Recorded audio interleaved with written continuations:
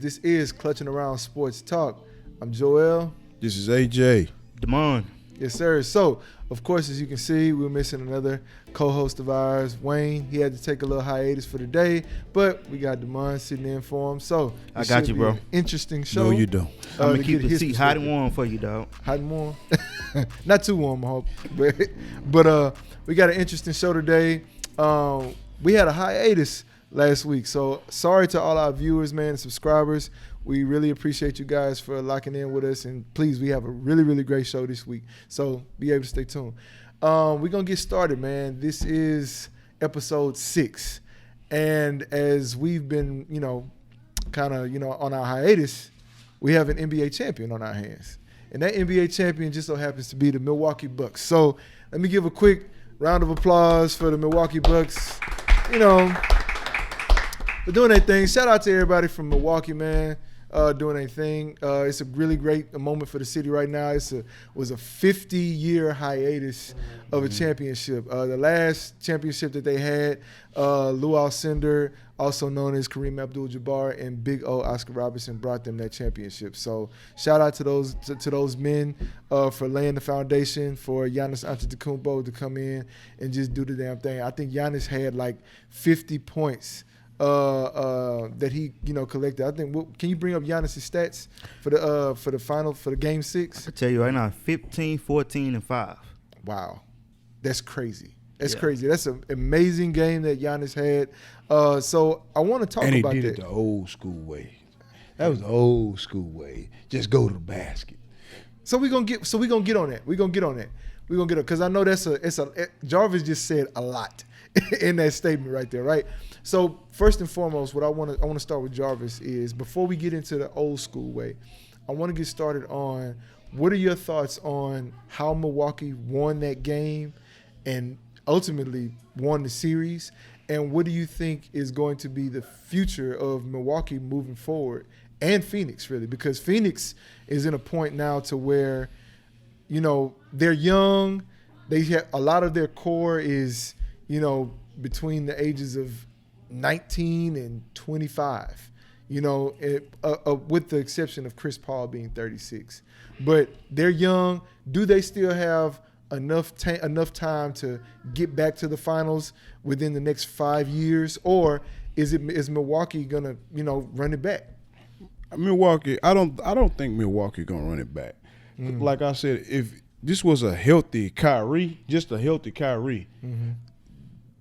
they wouldn't be champions. But however, that's in my humble opinion. Now, right. I mean, a lot of people might not disagree, but I go ahead and stand up on that. Right. I'll say if Kyrie wouldn't have went down, they would have never won.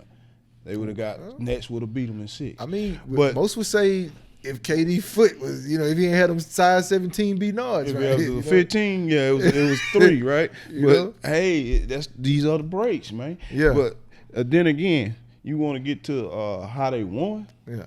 That size just took effect after a while. Mm-hmm. They quit. Yep. They quit trying to run with them. I mean, for 3 games, they was trying to run and gun with them. That's not. They not gunners. Yep. Yeah. I mean, they shoot. Milwaukee shoot good in spurts, but they can't sustain that kind of shooting with a Suns team. Suns will have a better shooters, just flat out. Devin Booker's a better shooter than all 3 of them put together. And you seen on given nights when he wasn't even having his way, and he was still putting up 40. And everybody like, he having an off night. He really wasn't having an off night. He was still shooting 50. He's still shooting 45 to 50%, and he's still hitting 40 on you. But the other supporting cast was totally off. I mean, these guys, after game 3, these guys was disappeared. Chris Paul disappeared. So nobody stepped up. I have a question to pose for that, but I'm going to hold it for right now. I want to get your opinion first before I say that. No, I don't think Milwaukee can run it back. I do agree. Only because Brooklyn healthy, I think they win the series. But if they healthy, durability is part of the game. I mean, people got to just take that in. It's not, lucky or if this would have happened. You got to stay on the court. Milwaukee had to go through the grind just like everybody else did. They were the healthiest. That's what everybody. The strong survive. Right. So that's a championship, right? I agree. So we don't know what's gonna happen next year, but on paper it's Brooklyn, right? We know that, right? But as far as Phoenix, it all depends on who they sign. Cause Mikal Bridges took a step forward. They got to start playing Cam DeAndre more. Ayton too. DeAndre Ayton look good. Yeah. Those guys, they young. They look good, man. They was holding their own, even though he got ate up a lot by Giannis. I don't think he was really getting ate up. I think he was getting too many of these little tic-tac. But hey, you just said it. He was standing there flat-footed, man, running to you, and it's a foul on you. But you just said it, though. Hey, you just said it. As the series went on, physicality, man. Well, if you both saw, how the series unfolded, you saw DeAndre actually putting his shoulder into Giannis, trying to absorb the impact instead of squaring up and taking that impact head on in his chest. Because I think if he'd have done that, it'd have been harder for the refs to call a foul on DeAndre Ayton. It would have been more so them having to call an offensive foul on Giannis, which they really don't do. They don't really call offensive fouls on him like that, which a lot of the times as we see, they probably should and could call them, but they don't. So at the end of the day, it's kind of like I think his confidence started to wear a little bit more because his offense wasn't there. So his defense took a back seat. But again, you know what? Monty is a great coach, but I kind of blame him, keep him on the island like that. You just said something. Milwaukee shooting, right? It comes and goes. It comes and goes. So you double team Giannis and make them take the shots. Simple things. But he kept going one-on-one. Simple things. One-on-one. Simple he was things I eating couldn't him up alive, understand. man. Simple things I couldn't understand from his point of view. Like I'd rather have Kate. What's that's a great point. He's playing to their hand. He was playing to their hand the last 6 games. I'm like, okay, why you not speeding up the pace? Y'all sitting over here bringing the ball down court slow, methodical. That's not y'all game. Hey, that's Chris Paul. Y'all don't have a soft. That's Chris Paul. That's how Chris Paul played. He got to speed up the game. He had to speed up the game. That's their game plan. Their game plan was to run and gun, and they didn't do that. They after game 3, it was flat out just we. If I'm Chris Paul, I know I'm old. I know I've been in the league for 16 years. But you had 2 more games. You got to use all your energy to run. Because Milwaukee, you slowing it down, you playing right into their hand. Because they physical. Drew Holiday, oh my goodness. Like his defense, I've never seen, it's hard to play defense in this league because you can't touch nobody.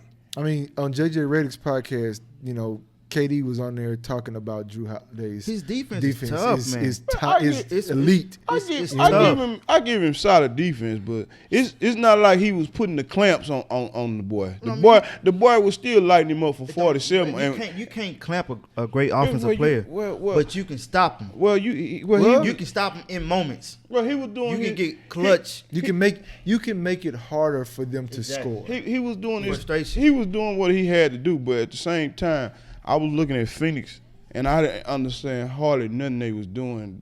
They could have run him off of screens. They was doing ISO ball with the wrong players. I was like, why is this guy got the ball now? Why? Yeah. I'm like, okay, let's just do a pick for Devin Booker and let him come back to the 3-point spot up. Even could Devin Booker have a nice mid-range game too, so you could have played 2-man ball instead of letting Brook Lopez and Giannis play in the middle. They were just sagging off playing in the middle. I was like, Monty, what are we doing? We got to adjust. Well, I'll say this because I want to pose that question that I had before. I'll say this in Monty Williams' defense. I think he has a floor general on the floor, which is Chris Paul. So I think he wanted and he had more confidence in his players because they've shown that throughout the whole season that, hey, we can figure this out. You know what I'm saying? And so at the end of the day, I think he wanted them to figure out how to adjust to it more so than him making those tedious necessary adjustments. And they just, I think with Phoenix's issue was after the game 3 blowout, because that was their first blowout, really the whole playoffs. Mm-hmm. So I feel that probably the whole season. But I think at the end of the day, they was trying to figure out how do we come back from a blowout like that, and the confidence was already gone. But my question to both of you is, does this hurt Chris Paul's legacy with him having such a playoff blunder in those last 4 games? Do you knock him out of your, supposed top 10 of point guards, or does he stay the same? No, his body of work speaks for itself. His body of work is bar none. He's a true point guard. Right. You don't have that no more. Right. Like I said before, all you got now is shooting guards. Right. Bringing the ball up the floor, running ISO, shoot. This guy's he know how to get you involved. He know how to get his shot. He know how to give you his shot. He know how to dump a ball. He know how to set up a play. Mm-hmm. You ain't finding that no more. These guys are just straight shooters. And that really gets them into really gets them into a bind when we get to another subject, and I'm gonna show you how. But you have to have that dog mentality like him. He ain't backing down to nobody. He like a little Wolverine. He ain't backing down to nobody. Right. He's gonna go in there. He gonna give you a bow. You can fight if you want to. These days you don't get that. You get like for instance, like Booker. I think Booker and what's the big guy name? DeAndre Ayton. That Ayton. Yeah. I think they was looking for the refs just a little bit too much. Okay, just you see what the call is. Okay, let's go and adjust our call and go on ball out. That's the entire generation of basketball that's a good point. Because everybody's looking at the ref. Yeah. His job at first, his job is just to roll the ball and play. That's his job. Roll that ball and play. Yeah. I used to say that same thing when it would come to the Rockets and James Harden. I think James looked for the call a little too much when he wasn't getting it. And I used to say, bro, just play. You know what I'm saying? Because at the end of the day, you ain't gonna get every call that you should get. No. But you can have some control over you putting the ball in the basket. I disagree. I think James Harden, what he did, he made contact that made the referees trying to figure out if that's a foul or not. But I'm saying when he wasn't getting it.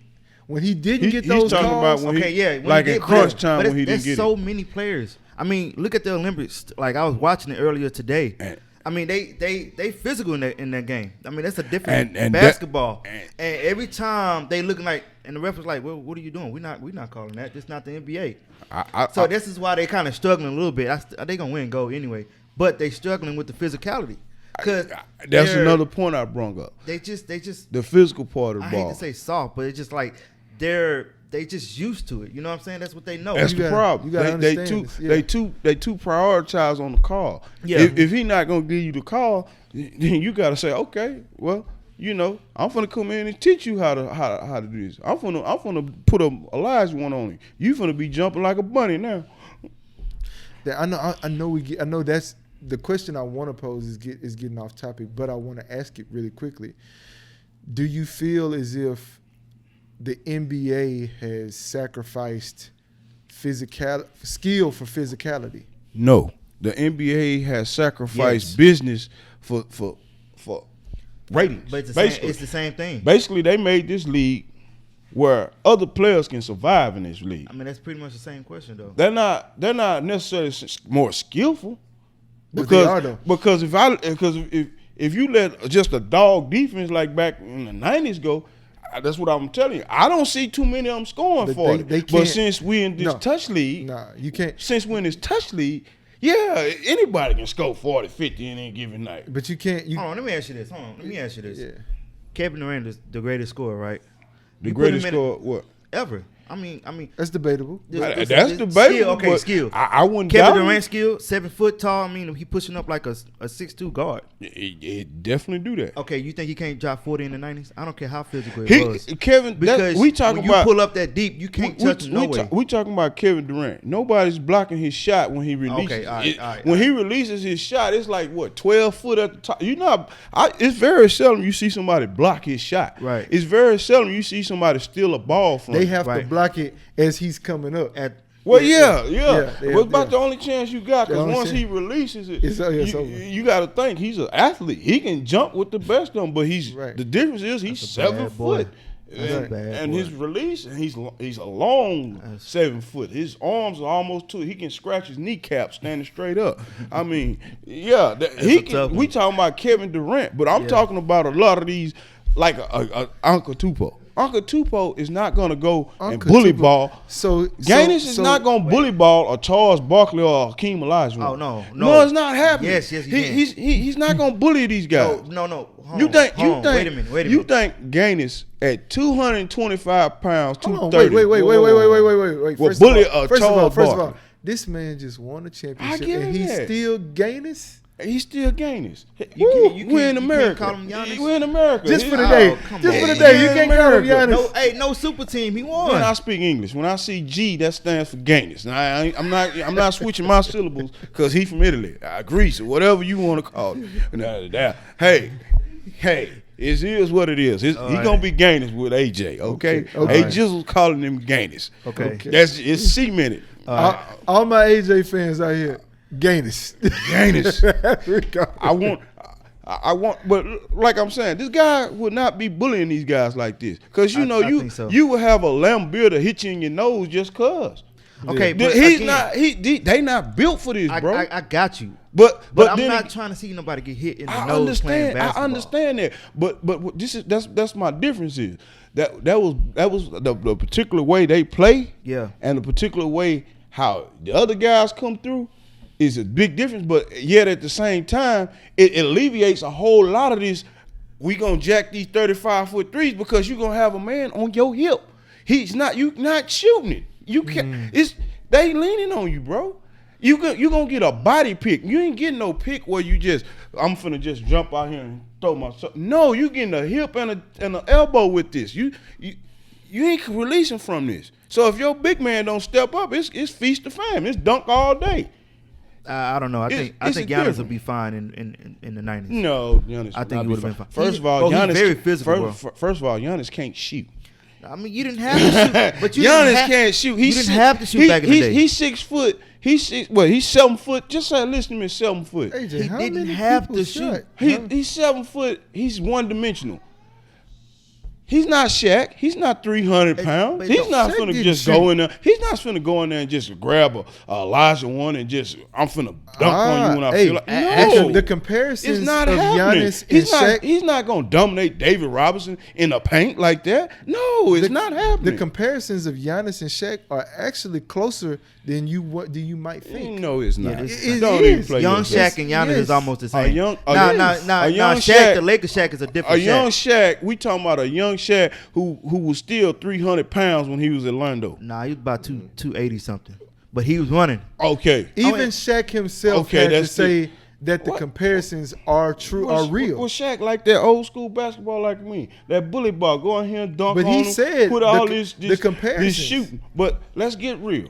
He's not going out there one dimensional and scoring no 50 on nobody back in them days. If the Diesel agrees, I'm not saying that. Hold on. So let me I'm not saying that. Oh my God. Let me give you just so in the 90s. That was the prime of big men. I give you that. That was the David prime Robinson, of big men. Hakeem Olajuwon, Patrick Ewing, Alonzo Mourning. These guys can play defense. You had other guys too. I feel like a lot of people forget when Shaq was in the Lakers. All of those guys started to fall off. So it was Shaq. Well, they was retired by that time. Exactly. So you can't think of any other great centers behind Shaq during the early 2000s, right? Hey. So that's why he was so dominant. I could give you a So good I post give you player that, but nobody however- stopped. Huh?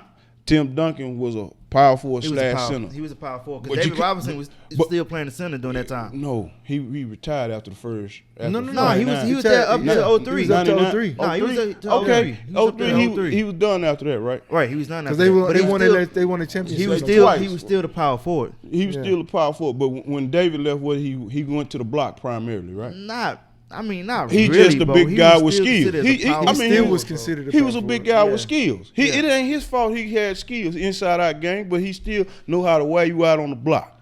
And when he looking for it, he didn't make his game solely outside. He wore you out on the block. Hey, come on, man. So let me ask you, watching that game, bro. You looking at Giannis, his defense, his energy.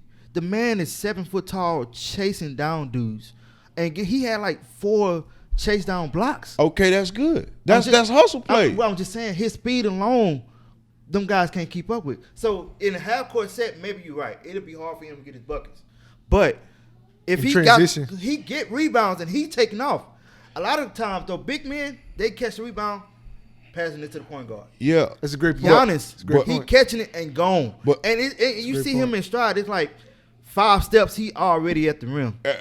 Again, that's good analogy. But let's be real. We talking about different eras. But you know dang on well they taking hard fouls from the top of the key. Yeah. You know they get back in transition. Yeah. You know back in the days they got back in transition. They just didn't look on defense. Right. And you know it was guys like Rodman who that was their job to get in your head and foul you hard. But see, here's the thing about back and you know he would have been like Hacker-Shack. Yeah. He would have been on the free throw line because we got it. 40 times. Yeah. Here's the thing about back in the day. A lot of those guys was all traditional. They did the exact same thing. And our league today is talent all over the place. Giannis just proved you don't need to be a shooter to get 50 points. No, you What's don't. the difference between Giannis 50 and Steph Curry 50? The difference is Steph Curry shooting 3-pointers. Giannis is wearing you out on the block. What I'm saying is that's a different diversity of 50. skill set in this league today is a good thing because a lot of those guys back in that day, majority of them did the same. But we're not seeing diversity. It was to Jordan. He changed it. Jordan was the first shooting guard, was the face of the league.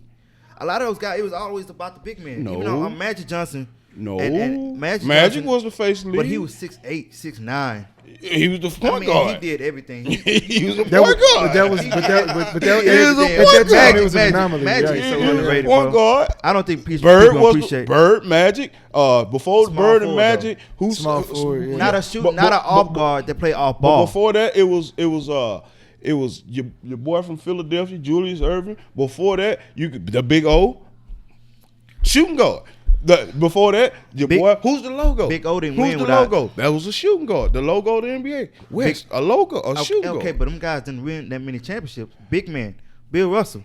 You know what I'm saying? I mean, Wilt only got one, but because he had to deal with Bill Russell. Well, he had to deal with an all-star cast. I mean, shout out Nuke one time. He had to deal with an all-star cast. But Wilt was the man. 11 in a row. Come on. Wilt was the man. All right. I know we're getting off topic, man. Right. No, here's the deal. So, shout out to the Milwaukee Bucks, man. 2021 NBA champions. Y'all did y'all thing this year, man. Congratulations. Kudos to you guys. Small market the team. The NBA focus on the big markets all the time. Most but definitely. The small market, it was good to see it. Just good to see Phoenix and Milwaukee. It was just like a different scenery. We always, even though Cleveland is a small market, but they had LeBron. It was just a good thing to see that finals like that. Two fresh bloods, but not the normal rotation. I can't lie. Next year finals, it's gonna be crazy. I want to see. I want to see. I know we'll talk about it. Yeah, we'll talk about it. I mean, everybody wants to see Brooklyn and LA. Yeah, but particularly I don't. We're gonna talk about. We're gonna get on it. We're gonna get into some definitely fresh and new blood in the NBA right now. The NBA draft just happened this past Thursday, so a lot of kids, had their dreams come true that they've been having since they were, in adolescence, man. So shout out to those guys, man. Shout out to the number 1 pick, Cade Cunningham, going to the Detroit Pistons. Shout out to the man, Jalen Green, number 2 overall. Going to the number 2 overall pick to the Houston Rockets. Yes, sir. We here. We love that pick. Sir. Houston fans. That swagger. They had 4. That sweetness. They had 4. Green. Had to get big guy from Turkey. That sweetness. But y'all better not ever say he the next new coming of Olajuwon. Don't do that. Sengun? Don't do that. Sengun? Don't do that. He let this man groom himself, man. I seen some of the I ain't know nothing about him. I can't lie. I never heard of him. When they took it, I was like, who is this guy? But to move to get 16 to get him, I was like, okay, I gotta look him up. Who is this dude? He got nice little post moves, man. I mean, we'll see what happens. Sagoon, I don't know.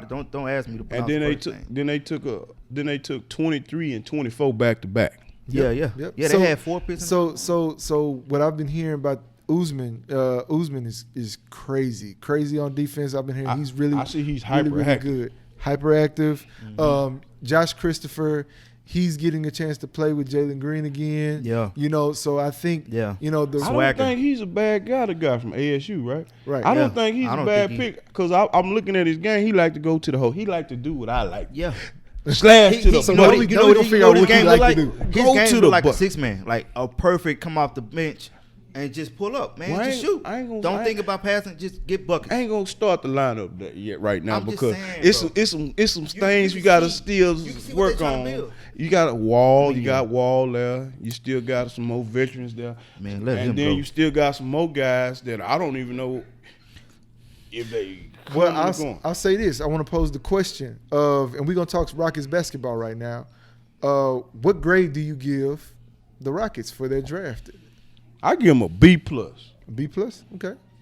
I mean, because like I already told you, I wasn't really particular about the draft. It's like it wasn't good. It wasn't that shining star I like to see. It's like it wasn't like everything. But no, that's good because most people. Man, this is what we gotta do in life. We just gotta call it what it is. All this here banana pudding and trying to make everything the greatest is really pudding. wearing me out, man. I be like, golly, man, come on, You need a drink? Take it all in one context. It just give me headaches. I'm like, kids get drafted. Well, he's the next coming of Dwayne Wade. I'm like, come on, man. No, they only do comparisons. I don't think they never say the next coming. Oh man, they do. They go. Cunningham look they good, go though. too far. That's just like you have one good game and all of a sudden the dude is the next big thing in America, and then it don't pan out so good, and then it's like, okay, I do agree. You just gotta let these things play out and let them become what they gonna become, and quit doing all this. You know what? Yeah. That gets to my nerves. I don't agree with you. I actually kind of agree. I don't agree with you on most occasions. Man, I'm going. But this time, that one. I agree. I'm going to Mount Everest and yell off the top of it, "Shut up!" and then go to K2 and do the same thing. That way the whole world hears. Yeah. Straight up. I mean, that's good that you gave them a B+ because most Rocket fans have given them an A-. I was about to say A-. You know, Hey, can I tell you why A- though? Why A-? You got to think about how it went down. First of all, we got 2 of those picks through James Harden trade, and then the second pick, good. The second pick was a gamble. We had a 52% chance of getting that because if we would have fell out of the top 5, we would have automatically went to 18. But we got the second pick, so instantly right there, you got to grade that because that was the trade. That was the trade for Westbrook. So essentially, you traded Westbrook for Jalen Green. Basically, you know what I'm saying? So I like that. I graded like that. Now you talking about just the players? I got what you saying B+, but I'm looking at all that transpired to get all that. Yeah, but now I don't know. I mean, I'm not trying to disrespect Sengun. I don't know what he's about. I mean, to go up 16 to get him, they got to see something. I wouldn't have went up and got him because I think you could have got him at your standing point. That's what I think. I think so too. I think you could have got him. They only had 4 picks. 3 picks altogether. Yeah, and I don't think they had any picks in the second round. So they wanted to get in that one. They just wanted to build because this. I know what you're saying about this draft, but they said this draft was predicted to be one of the best drafts since. 2003, because they got a lot of, and it is a lot of talent in this draft, man. I mean, we ain't even mentioned Jalen Suggs or anybody. Let's go. I want to go down and talk about one guy. Go up a little bit. I want to talk about Jonathan Kuminga. Man, the Warriors got a really good guy. That was a steal. Jonathan Kuminga. That was a steal. You know what I'm saying? He's a shooter, man. He was on the same team as. Oh wait, no, that's not him. That's the shooter. I'm thinking about Moses Moody.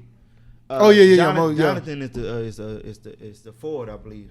If I'm not mistaken. Now some of these guys, that Wagner guy, I never heard of him. I've been peeping Franz Wagner for a while because I watch NCAA basketball. So I'm about to ask that who watch. It's hard to watch college basketball. He's been a focal point of Michigan's basketball for quite some time now. So when Franz got drafted, I've been following him for a while. So I was happy for him getting drafted this year. And the Magic got him. The Magic actually, I like their draft picks. Orlando picked that one guy that's brothers played for the Magics already, right? That was France. That was Franz Wagner. I didn't never heard. Yeah. I mean, they got Jalen Suggs. You know, a lot of guards out there, man. A lot of guards. Anthony Cole, Jalen Suggs. I think they had a bunch of tweeners, 2 guys who can play 2-3 roles. Yeah, I was looking at too. Also, who y'all think? I mean, I know this your part, but I got a question. Like, who you think gonna be the best out this draft? Who gonna be the bust? I already got one in mind, and I think it's gonna be Evan Mobley because Cleveland never developed their players too well. And no, it's not on him. Unfortunately, this is a big problem in the NBA. If you get the chance to never develop their players. That's why I think Kuminga is got the better hand because he get to go with savvy veterans. Yeah. Savvy veterans, and he don't have no pressure on him, and he get to learn on the fly. Yeah. And I think he's gonna get some minutes. How it look like he's gonna get heavy rotation. Yeah. So that's all a plus for him. For with the guys at the top, you got Cade, Jalen. They are unproven teams. These are unproven teams. Yeah. We don't know what the coach is gonna do with them. We don't know what teams. Pistons, Rockets. I think those are the perfect teams. I mean, they're not gonna be good. Yeah, but that's my point. Time to grow. That's my point. Is you growing, developing, or is you picking up bad habits? See what I'm saying? See what I'm saying? That's why a lot of people been telling me John Wall could be the key to mentor, but I don't trust John Wall to be a mentor. John Wall is suspect for Jalen Green. Just John Wall is suspect, not with his overall behavior. I ain't gonna say it's overall behavior because he really doesn't get in trouble. Yeah, but it's just the fact that his own game hasn't progressed since his second year with the Wizards. It's pretty much the same. You got to think about it. Yeah. The Wizards, the last time they were in the playoffs was due to John Wall. Yeah. You know, John Wall actually pushed them to almost get into an Eastern Conference Finals. And what was the knock on it? I think the furthest they went was to the second rounds, though. You talking about his injuries? No, not his injuries. His injuries, his outside game. He can't shoot. He can't shoot. It's still the same. But at the same time, you got to think about it. That's what Bradley Beal is for. Yeah. Well, Bradley Beal can fill it up with the best of them. Exactly. So, I mean, at the end of the day, you still have to have a guy like John Wall on the team to be that veteran presence to help those young guys. Because if you can, I mean, you can see it right now. That team is full of young cats. Yeah, that's 1-2 year cats they banking on. Exactly. And then you got Wall and a few others. And we don't even know what's the jury about the Gordon, huh? No, we really don't. We don't know what they might be shopping both of them. They may. They may.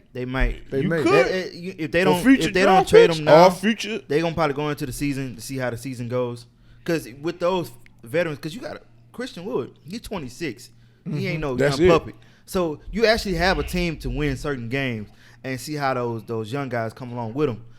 And if the season don't go as planned, I think they'll probably start thinking about trading John Wall or trading. I think they got to ride Woods out for at least 2 years. I think they're gonna think about trading him too. Man, I mean, because think about it, they want him to figure out. You know, they want to get his trade stock up, right? He's a great player. They want to figure out, hey, if he's good enough, we might be able to get some valuable pieces for him. Because the Rockets understand that this is a under construction type of thing, 3 to 5 years project. This is a building process, and you never know how long it's taking. What they really looking at? So Joe, I got what you're saying.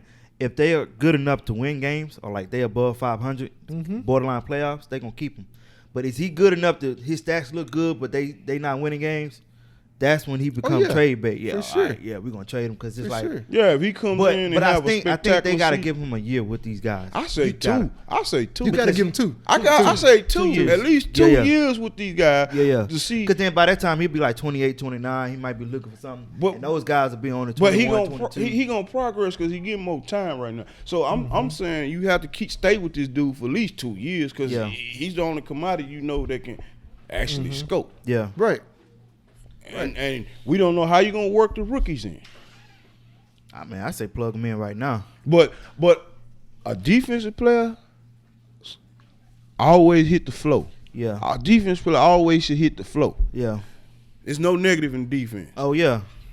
The dude we got at 23, what's his name? I can't pronounce it either. No, I can't pronounce it. I mean, these foreigners, I can't. Hey man, I say Gaines. I don't say Young. This is all I'm Usman Garuba. Usman Garuba. He's about 6'8". Okay, he's hyperactive. He like to hit the board. I seen his highlights. He like to hit the board. I seen him running and gunning. He can't shoot at all, but I don't care. You play defense like that and you run. That's like what was that player? Everybody can't be a scorer. What was that player? You need some Dennis Rodmans. Back in the day, in the earlier 2000s, Kenneth Faried. That's what he reminded me of. Rebound, hustle plays, run, gun. That's what you need. You need that. You need that. You can't. Everybody can't be the star. All star cat. I agree. So get that out. Yeah. So what we want to do now is we want to get into NBA free agency, man. We got some big news. The Russell Westbrook. right at the start of the draft. It's just good for the Lakers. Oh man, so that's what we finna talk about right now. We finna talk about who are all the free agents. What do you think they're gonna do? And before we do that, we gotta talk about the trade that's already happened, which is the Russell Westbrook trade. So, in that trade, of course, we know if you've been keeping up with it, the Lakers sent over the 2021 number 22 no, to 22nd pick. 2022. It was 21. It was this year's pick. It was the 22nd pick, though. It was this year's pick? Yeah, it was this year's pick. It was the 22nd pick. So they sent that over, Kyle Kuzma, Montrezl Harrell, and KCP for Russell Westbrook. So that's 4 men. It's 4 men. That's 4 men. So what I want to do is I want to start off with Damon. Do you think this makes the Lakers better, and do you think that this puts the Lakers in a position to have the inevitable, or what everybody wants to see, as Brooklyn and the Lakers? All right. So I've been thinking hard about this, right? Let me just say this about Russell Westbrook. All right, Russell Westbrook is a Hall of Famer. Do we agree? First ballot. For sure. I mean, you got 4 seasons averaging a triple-double. That's tough. All right? So Westbrook, him going to the Lakers, you have to put them as a favorite, because I feel like they still a favorite with a healthy Anthony Davis. And I know Westbrook can't shoot. None of them 3 guys are the best shooters in the world, those 3 top guys. But when you have stars like that, I mean, you don't. We see now Milwaukee wasn't a good shooting team. The Lakers of 2020 wasn't a good shooting team. And they won a championship. And then Toronto wasn't a great shooting team. They knew how to hit shots in moments. So consistency. They was consistent. It's really they about the most consistent. And we just saw Milwaukee won based on physicality. And you talking about physicality. We just talking about Billy Ball. Yeah, Westbrook and LeBron James. I do think Anthony Davis is a little soft, because he not soft, but he just can't stay healthy. So, however, I give him the favorite. And yes. Over Brooklyn? No. Yeah, no. I don't give them the favorite over Brooklyn. But I could be wrong.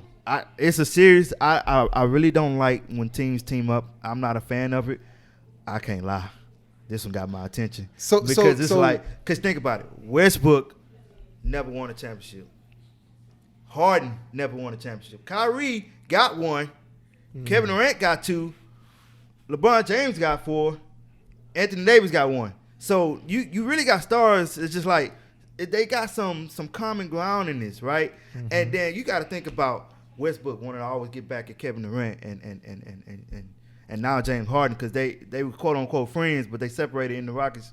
And now you got to think about Kyrie. He got issues with LeBron. He want to win over LeBron. Do they have issues, or is that media driven? It's media driven, but the media is gonna sell the hell out of it. A certain amount is media driven, but a certain amount is still on the players too. It's on the players. You can't tell me, bro. I think it's only from a competitive standpoint. I don't think it's like really Jordan and Isaiah Thomas. I don't think it's like Jordan and Isaiah Thomas. Right. It's more so from a competitive standpoint, because we all know Kyrie. And to this day, I don't understand why it hasn't worked out for him since he's left, and that's fact. But he wanted to leave LeBron's shadow to do it on his own, which is okay. But at the end of the day, he found out it wasn't sweet. So I think him doing that was a media-driven thing. Mm-hmm. That was like, okay, they have issues.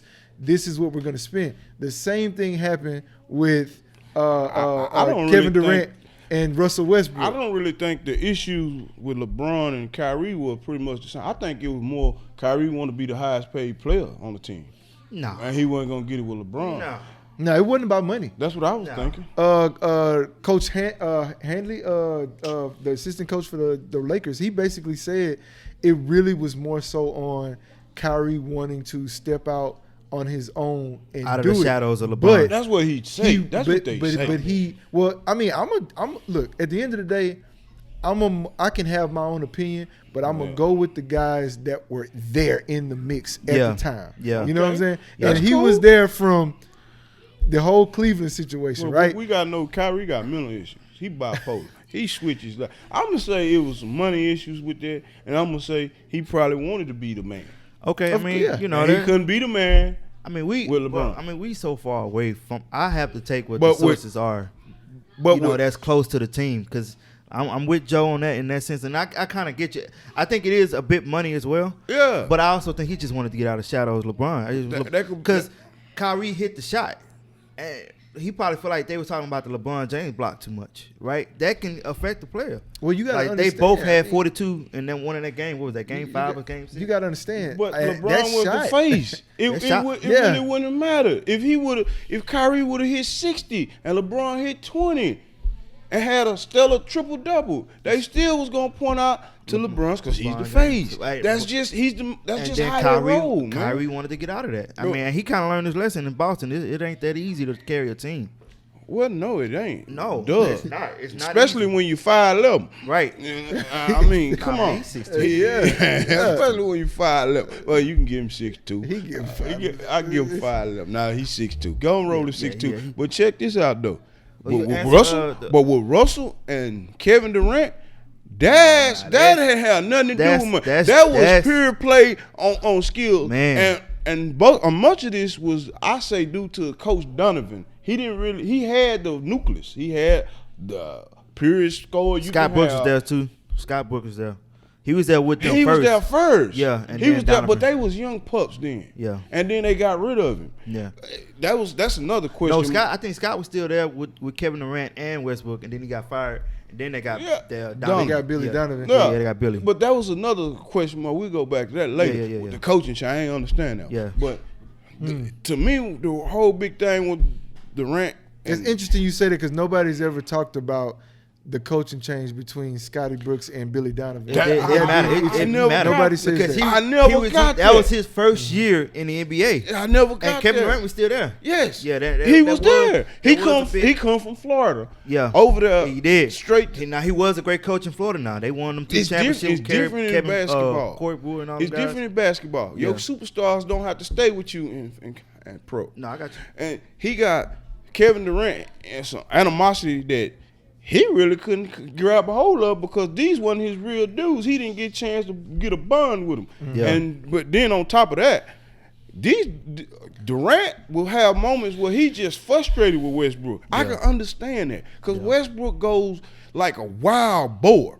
He just goes in and just does stuff for no apparent reason. And half the time, he doesn't have to do that when you have a Kevin Durant. Yeah. Or say you're going to be playing with LeBron. You don't have to do that. You could pass a ball and people will literally, you'll get lost in the mix and come back up with a wide open shot, but he wouldn't do that. So let's go back to Joe's question then. So what you think the Lakers going to do now that they got him? I don't see an upgrade. I don't see an upgrade. You needed a shooter. You needed a guy. Well, they're not done. A guy could at least spot up and shoot. Let's put that into context though. They're not done. But these 3 guys getting the ball 75% of the time, so your shooter's gonna be alleviated. Well, your shooters are gonna be your role players. Yeah. So your shooters gonna be alleviated. At the end of the day, it is crucial because now you got Westbrook, LeBron James, AD. The other 2 is crucial. The other 2 gonna be crucial. Man, if they now you see where I'm coming from. But they would have got Buddy Hield. But here's the thing. I could tell you this about LeBron game. He doesn't have to dominate the ball. He don't. In this case, it'll help him. But Russell Westbrook, my God, we don't know what's gonna come. He might go down here and just throw up 3-4 air balls. Yeah. So you don't know what's coming. It's an enigma. This is interesting. So here's what I saw, and this is why I don't want people to jump to conclusions about this for right now, because the Lakers, first and foremost, would not have made this trade without first talking to LeBron and AD. Absolutely. If it was going to work. That's first and foremost. LeBron James, the GM. LeBron James, the GM. He's the GM. No. We got to stop that because we got to give Rob Pelinka his credit. And not give Rob Pelinka did his thing. Man, he did his thing last couple of years putting that team together. Yeah. And he did his thing this year with figuring things out. Actually, last offseason. All he's saying is I ain't Green Bay. I know how to keep my superstar happy. Rob Pelinka worked with numbers. I give him that part, but he wasn't calling the shots. LeBron was calling the shots. LeBron was saying who it was from day one, and we have to stop that narrative too. The Lakers have said when LeBron became a free agent with the Lakers that he had no say so as far as a lot of this stuff. Man, come on, so, man. It's LeBron James. It's LeBron, man. But you got to understand though, man. every team isn't going to cater to and isn't going to haphazardly cater to their team. The Lakers cater like to the LeBron. Rockets did with James Harden. The Lakers. The Lakers. No, we talking about. Because you see what I'm saying? We talking about two different people. We talking about LeBron and Harden. Harden is hold on, Jarvis. No, I got you. Jarvis. LeBron James is your boy. The Lakers. Let's not forget what the Lakers was. They was nothing. Zero. They got LeBron. Of course, they gonna kiss some. You know what? For LeBron to save that franchise because they was in. Think about it. They had players. They wasn't going to win any type of championship in the next 6 to 7 years. It was going to be a while. Even the first year with LeBron, they didn't even make the playoffs. And I understand LeBron James got hurt. He got hurt, but look what he had to do for them to be good. That's why he got hurt. But look at it because of LeBron James. Anthony Davis is there. Exactly. So you got to make him. Who? Anthony Davis not going to the Lakers. Now he might try to bring somebody to the Lakers with him. No, time out. He almost got Kawhi and Paul George, or one of them, to come to the Lakers too. Well, actually, so that's all on LeBron. Kawhi was going. I'm not a LeBron James. We helping your case. Kawhi was going. Kawhi was actually going, but he actually pushed Ballmer and Doc to make the trade for Paul George. You know, so we understand. Thank God. Oh my goodness, you know how dominant the Lakers would have been. Just say LeBron's a better GM than Pelinka, and Pelinka is the accountant. Let me tell you just something. Say that. Just say that, bro. If they would have got Kawhi and LeBron, AD, the league would have been so boring. Like who's stopping them? Who's stopping them? I'm kind of glad it didn't go down. Thank you. Here's the thing. And this we got to talk about as far as the super team is concerned. I know how you feel about super teams, and I know how you feel about doing it the right way. But here's the deal: ain't no right way no more. You still have to play the game. You got to get on court and ball. And a championship don't shine no different whether it's a super team or whether it's a guy that won with some regular cats on there. So at the end of the day, this narrative that championships aren't created equal is BS. You're taking a shot at Giannis. Because I know you are. Because at the end of the day, I'm not gonna take a shot at Giannis. A chip is a chip. Giannis was attacking it. Yeah, he was antagonizing, but he really wasn't in the situation. It's not even so much Giannis. It's everybody Charles Barkley, who has an issue with super teams. At the end, the only super team that I can say that it was just almost a given that they were going to go to the finals and probably win is the 2017 Warriors. And the only reason that is because all you had to do was drop a prolific scorer into an already built monsters machine. Yeah. So at the end of the day, every other super team that was put together had to have time to gel. Well, you see what I'm saying? No, Boston had to have time to gel. They won it, but they only went in the years that Boston put that super team together. 2 years. They only went to 2 finals. And they won one. They were some old men. I mean, they were. What you think they were gonna go to 5? I mean, they was old.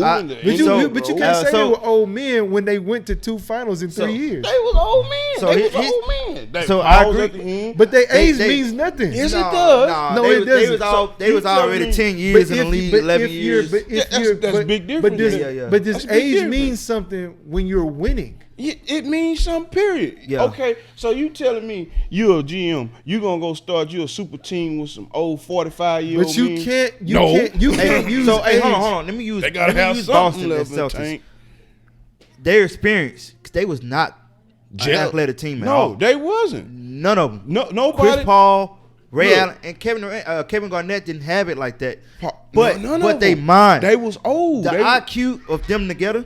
Oh my goodness, that's why they were so good. They was on some different. Was on some different ball players. But they was not. I actually don't think they was a physicality super team. They just IQ. They was physical at points. No. Only with Kendrick Perkins. Because, like you said, Kevin Garnett couldn't go in there and bang with you 40 minutes. No, not anymore. No, he couldn't. Maybe that first year with Boston. That next year he got hurt. I think he tore his ACL. He couldn't bang with you. That was it. And Paul Pierce the same way. Yeah. Paul Pierce had to take spurts. He had to play spurts. And the big shooter. Yep. Which was Ray Allen. So he was at the twine years of his life. He wasn't really producing that 25 no more. No. He was like 20. Yeah, 20, he was 20. He was around. But he was that clutch area. though. His shots were so timely. But he always been clutch. Yeah, he was clutch. I used to hate him. You remember when he was in Seattle and he bust the rocket? I wanted to go choke him, man. So Joe, so you helped me look at it a bit different because I still dislike the super teams. I still hate. You do got to go out there and play. I do agree with Giannis. It is a little bit easier when you got other guys. Of course. Because Chris Middleton, you just never knew what you got, even though he's a great player. But hold on. I do agree with that, but I'm with you too. I don't like the super team era. I don't like it. But then again, with the Lakers, I see what they're doing. I mean, Westbrook been in the league for what, 14, 13 years since now? 2008. So I mean, if he would have did it, it's been that long. It's been a while. Since 2008. Yeah, man. It don't seem that dudes long. are getting up there. Harden is 32. Westbrook 33, 32 about to be 33. Them guys are getting up there, so we gotta factor that in.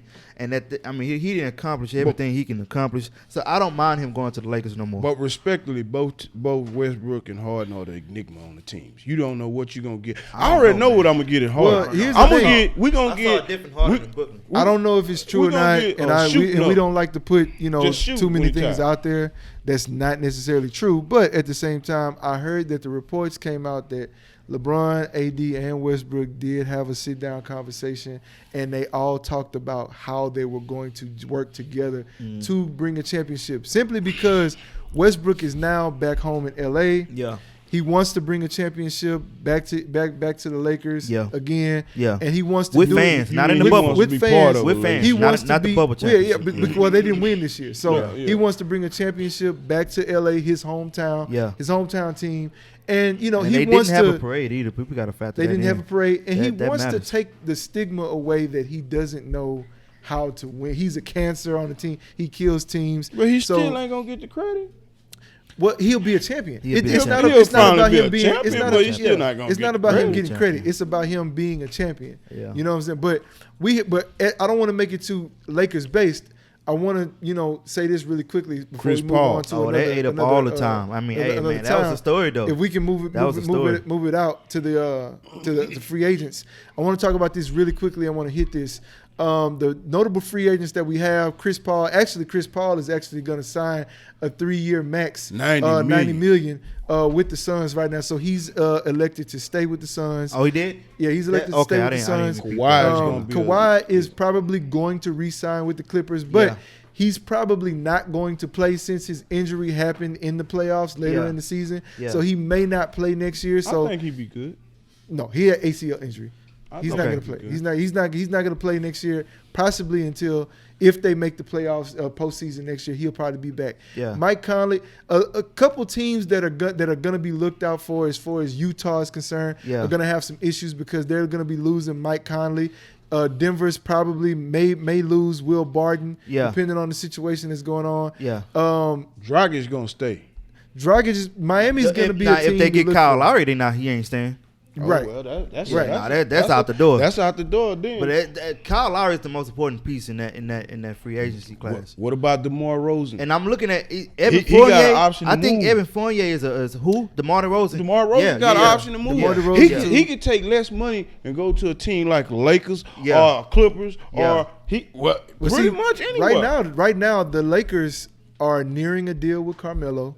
And they're also possibly nearing a deal. But congratulations to him though, because he needs a ring. Yeah, congratulations to Carmelo. I feel like Carmelo Anthony's he'll retire. Carmelo don't get a ring, his career is going to get underappreciated.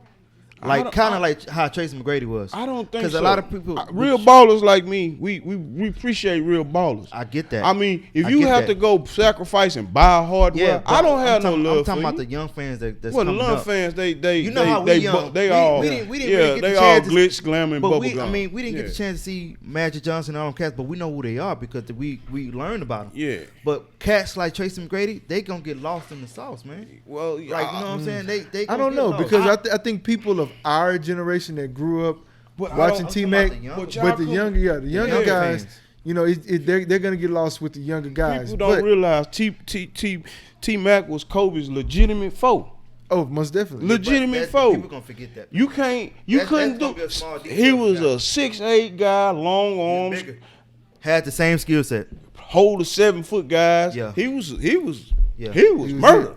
He was it. I don't want to stop you on this. So what we'll do is we'll revisit this, as the weeks come, because free agency actually starts Monday. Yeah. So we'll the next week's show is gonna be even crazier because I'm gonna have my eyes glued to the TV and my phone all week. It's gonna be interesting. Oh man, starting Sunday night, it's gonna get interesting. It's super interesting. Keep in mind the Lakers are also looking at Rudy Gay as well. Man, so that's gonna be crazy. Anyway, let's go ahead and get into the Tokyo Olympics. We got a lot to talk about when it comes to the Tokyo Olympics. We got to talk about USA basketball and their current state. Is Greg Popovich coaching an issue for a lot of their players right now? And we got to talk about Miss Simone Biles. So, yeah, for the first question, what's going on with USA basketball, and is Pop's coaching an issue? Well, right now, what's going on with U.S. basketball? They didn't get time. They was playing the playoffs. Mm-hmm. A week later, they trying to suit up for a team. Everybody else had their teams respectively already together, and they was missing a piece of here, a piece there. Yep. But then they had to fall in. You got to remember, these guys still pros. Like, these guys are professional basketball players. Right. They ain't come to lose. You talking about other countries? Yeah, other countries. Australia, France, loaded. Yeah. Nigeria got a bunch of players that were raised in the USA. Yeah. They was raised in the USA. They wasn't raised in Nigeria. They were raised in the USA. Some of them guys They just come by via Nigeria. Their parents migrated them from there. Yeah. They was here ever since they was 6, 12. Yeah. But however, back to the Popovich. The Popovich. Hey man, you killing it with the names. Back to Popovich.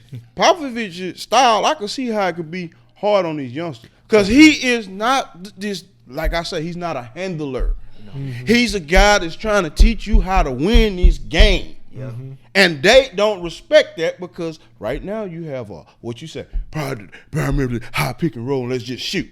Yeah. Okay, you got to recognize, we got to beat you 4-5 different ways in the game. Hustle, outscore you, and play defense. Mm-hmm. And keep it consistently. But they don't do that these days. You seen during the championship, it was like, man, what are we watching? Pop Warner? What are these silly plays come in? Yeah. Because you have a bunch of handlers. I mean, it take you, when you walk in the stadium, first thing Milwaukee should have said was, boy, we big down here. We going down to the paint. Right. They didn't do that till 3 games in. Yeah. Come on, man. Pop is not that guy. Pop's telling you, hey, KD, I like you scoring. I don't like you sitting here playing with the ball. Dang, I don't go to the hole, dang. Why are we waiting on threes? They don't have that kind of coaches no more. You have these handlers. They put here just to handle the guy. Okay, you need some ice. Okay, you want to play 30 minutes tonight? Okay, this is not good for basketball. Well, here's the deal. My question. I want to shift this over to DeMond really quickly. The question is, because I had this conversation with my frat brother this week, and we had a debate, which was, my thing is, when it comes to USA basketball, their two main issues is the chemistry and the lack of leadership. So, DeMond, do you feel like it's the lack of leadership that is the problem? No. I want to answer the Pop question. I think Pop style is a problem. Because even though he is a great coach, he's straightforward, he hold it on too tight. You gotta let them breathe. They're not used to you. You're not their coach. There's only one player on that team that's his coach, and that's Keldon Johnson. Mm-hmm. So he's comfortable with that. The other guys are not your coach, and they all respectably stars on their team. So in this new league, the stars are pampered. I mean, they come from the AAU system. And he never did that. They AAU system, them coaches are not that great like Pop. They not used to. And he never did that. Bro, they are the stars. Right. Coming up in they get what they want. School. Yeah. Which is rotting the game. However, watered it down. However, Pop should know that. He, as a great coach, you have to adjust to what your players are, because you can get. They are leadership. Dame is a leader to me. His work ethic and how he pushes and how he talks, that's a leader. And I know he haven't had that much success in the playoffs, but Dame is a leader. Kevin Durant is a leader to me. I think Kevin Durant, just how he is, because basketball players know 7 foot tall, this man handled the ball and got a skill as a guard. Just right there, his aura, that's Kevin Durant. Like how Stephen A. said, that's Kevin freaking Durant. So that right there is a leadership. Like, when he shoot, nobody complain about Kevin Durant shooting the ball. Not a single person. Yeah, he got to dictate. So that's a different style of leadership. Now, as far as like a point guard leadership, maybe like a Chris Paul type. Nah, you ain't getting they don't have that type of leadership, but there are certain type of leaders that they can listen to. I think Draymond will speak his mind on anything. And also I just think they are too skilled, because now they starting to win. They starting to win by 40 something. You made a good point earlier. I mean, these guys fresh out the playoffs. And these other teams, they've been ready. They've been training for the Olympics. You know, I mean, Jrue Holiday, Chris Middleton, and Devin Booker just got there. Just a left week ago. The final, yeah. Not even a week. Not even a week. 5-6 days. Right. So it can be tough, and they don't play with each other. And you got to play with a different ball. The ball is not different rules. Different rules. You got to adjust your game. You got to adjust your game to what you countering. Yeah, and then the honest truth is, it's not our best roster. I was just about to say it's not that. our best roster, because if we bring it in our 18, I mean, it's not even going to be close. You can put them guys together in one you talking day. about Kawhi, LeBron, Steph. Man, listen, that team would be Steph Curry, James Harden, Kawhi Leonard, LeBron James, and Kevin Durant. What we? Hold on, did I? 5. I know a lot of people like to say, yeah, I know the world's catching up, but when you they are catching up. They are catching up. Yeah, but check this out. France team. But check this out. They got the defensive player on the team. But check this out. You got Rudy Gobert and the other guy.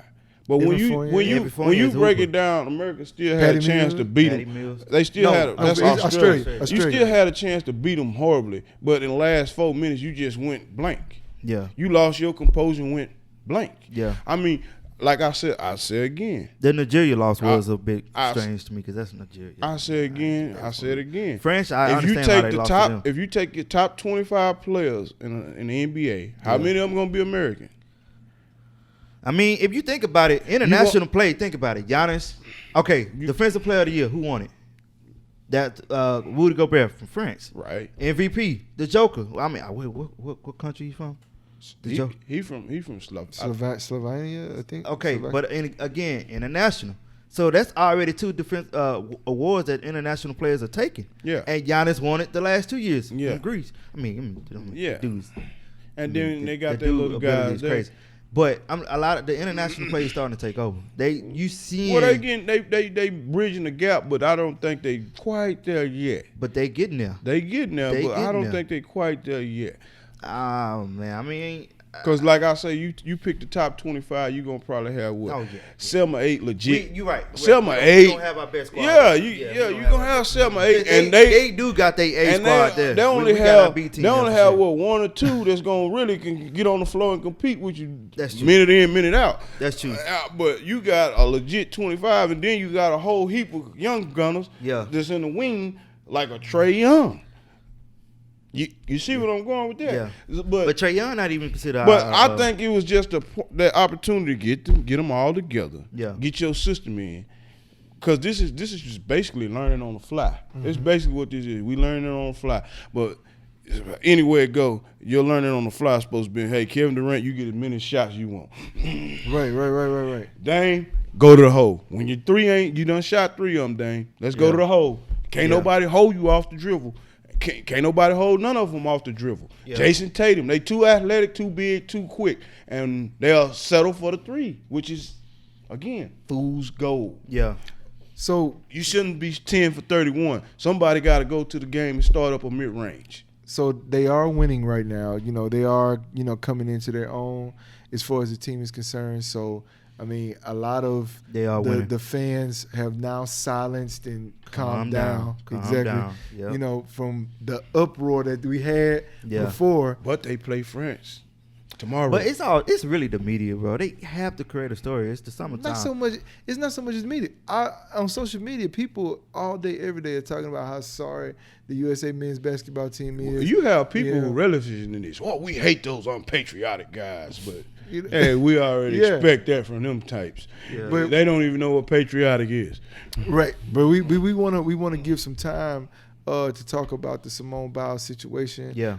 Simone Biles did elect to withdraw herself from the team and individual competition due to mental health.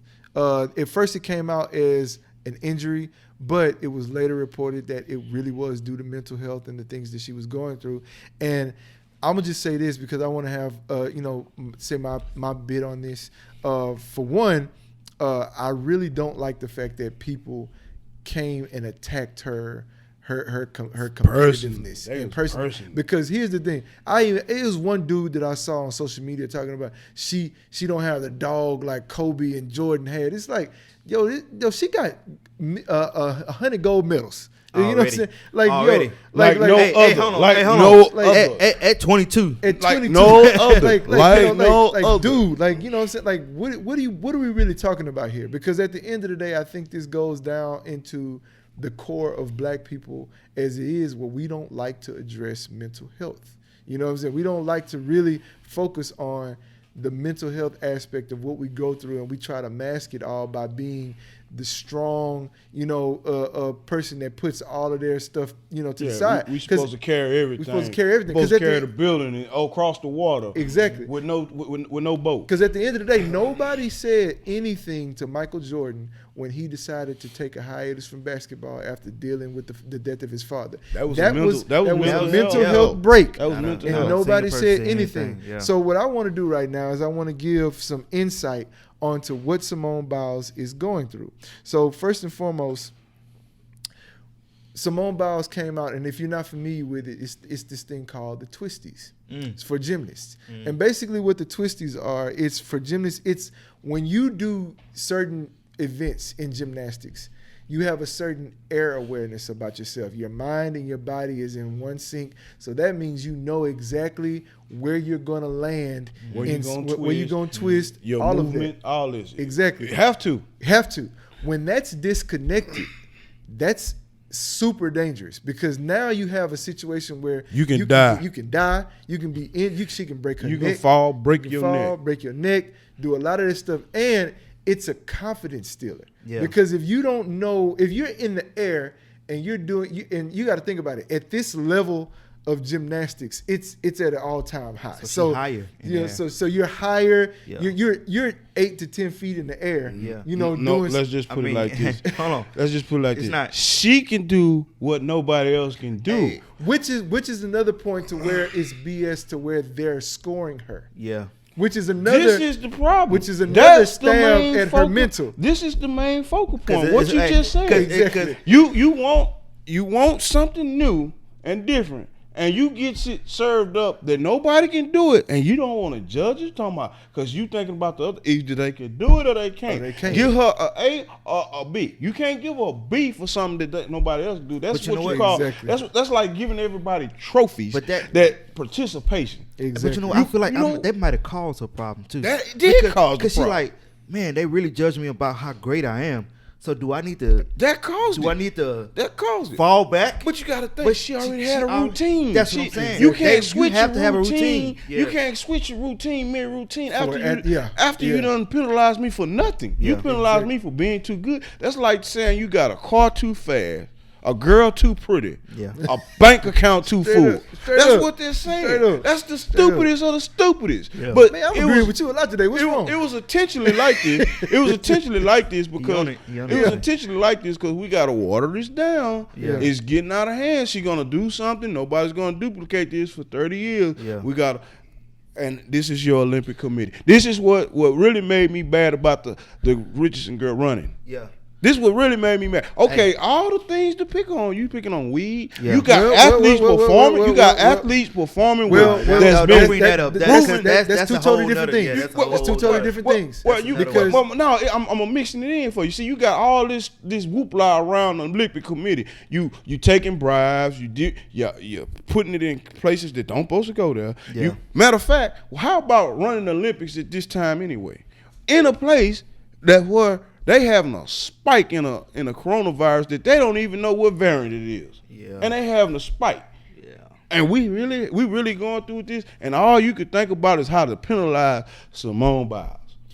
Get out of here. I mean, they got other people in place to figure out a lot of other things. You had a million things to do. If you're a judge, I'm giving you a 10 because I know can't nobody even do it.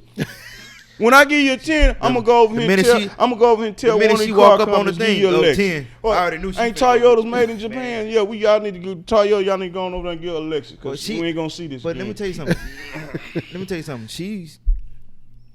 I remember watching the gymnastics like with Gabby, because Gabby Douglas was like the first that brought me, brought you to black. And she was good. People forget how good she was. Yeah, because how great Simone is. But you could also point out the fact that majority of the girls that were on the team, 4 years ago, they're not on the team anymore. No. So you got to think about Simone Biles. What about the rape case? That's a mental thing. What about the rape case? But she was there though. Was Simone Biles there for the rape case? Yes, she was there. So he raped all these girls. Did you see how many events she was signed up for? Yeah, she canceled like 4 and she still got more left. That's what I'm saying. She had too much on her plate. What I'm saying.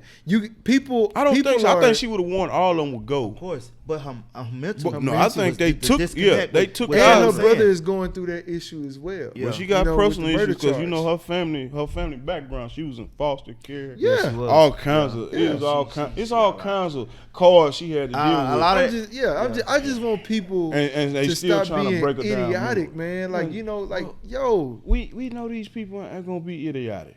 They will hail an idiot and try to kill a queen. That's where we at. The Joker is the king in their mind. It's because Wayne ain't here today. That's why you throwing them gems, man. No, man, Wayne. It ain't because Wayne. Wayne. I ain't stopping that. I'm gonna let it flow flow out. Wayne train, man. It ain't because Wayne train, but I'm gonna let it flow out, man. I'm just saying, yo, like facts. The young lady is going through a lot right now. And don't get me wrong. We can be disappointed that we don't get to see her compete. But what we don't get to do is we don't get to bash her drive and all the things that she's accomplished thus far. Mm-hmm. We don't get to point that out because half the people that's talking mess about her, y'all can't even get up out the couch. Can't even do a cartwheel. Because I know I can't right now, man. I can't do cartwheels. Let's be real. So I'm hurting. That's a very dangerous I need some sleep, sport. boy. I need some that's sleep. A very dangerous. I think that's more dangerous than football. That's probably one of the most dangerous sports. That and cheerleading. If she got the twist. What is it? Twisties. The twisties, and she up in the air that high. Think about when you see a regular average person try to do a backflip. And they not high. But when you get scared when you see it. It looks scary when they hit their back. Look like they just snapped the neck. So imagine her up in the air that high. Off on her own power. Yeah, man, because we didn't always see our uncle that and still got it trying to do a flip. She's 5 foot, 4'11", jumping 10, 12 feet in the air. That's another thing. Like, wow, where did this come from? I will say this before we get off this segment. There is a solution to alleviate the twisties. One solution is to practice on a soft mat. Also practicing on a foam pit. The only issue that Simone said is that the issue with the twisties is probably like a 2-week duration, but because of where they are in Tokyo right now, that's way too long to be able to get past it, which is why she decided to just remove herself. She just needs to chill.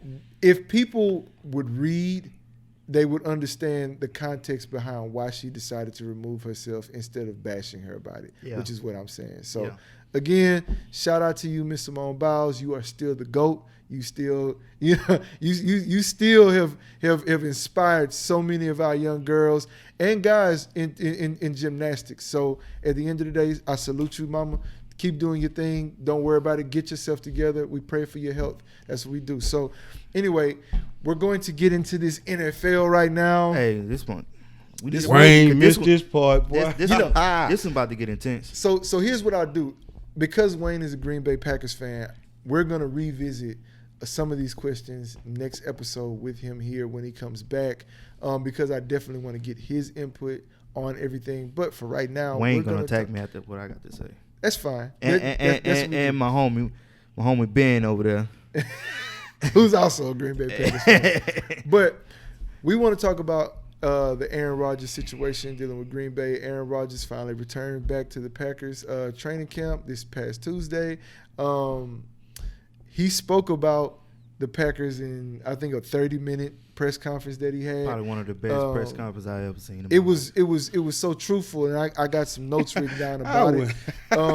We'll play a small clip of what he had to say in that press conference, but basically we want to basically talk about the Aaron Rodgers fiasco and the situation. So let's go ahead and get to the clip real quick, and we'll come back and we'll talk about it. Aaron, what was this all about for you?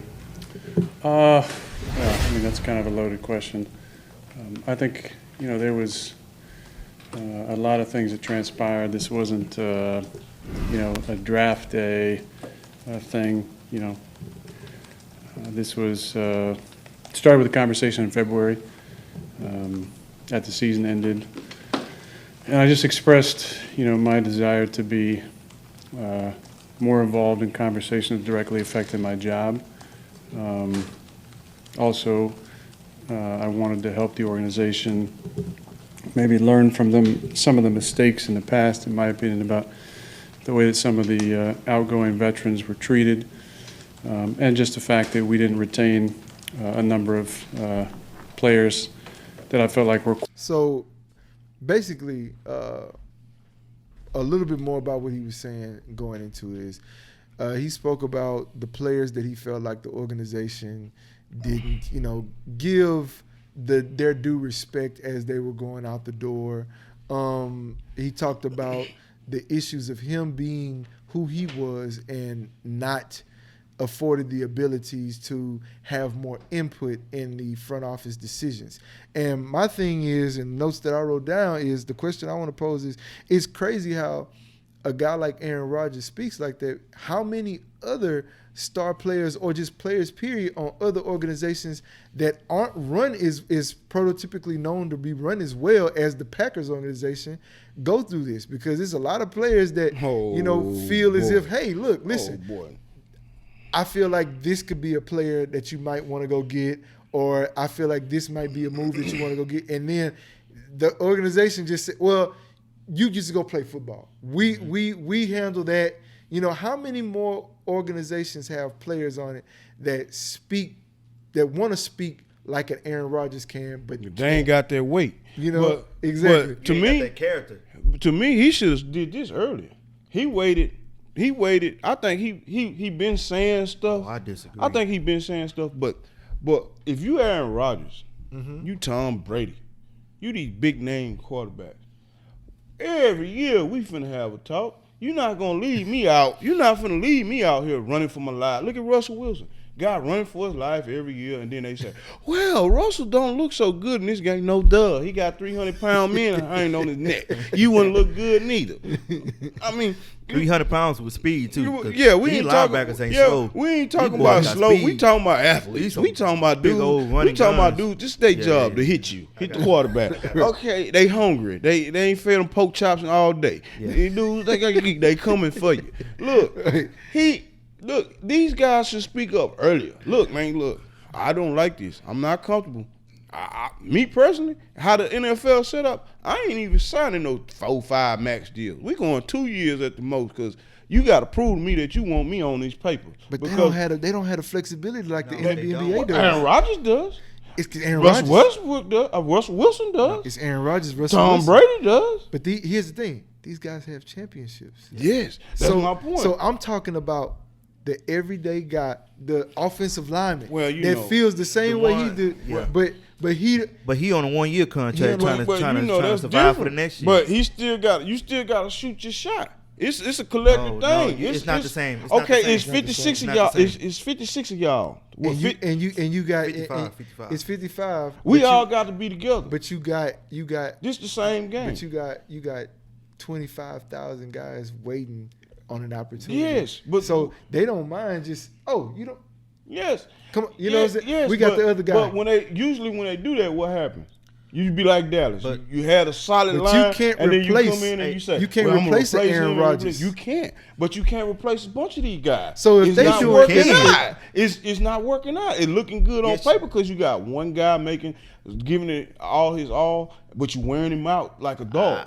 And then you have these other guys in the wing who just basically number crunchers. We're gonna crunch numbers. We're gonna put in Willie Joe in here to block. All he need to do is just come up with a block every now and then. That's not working out. It's getting people hurt. It's getting people wore out. They mentally stressed.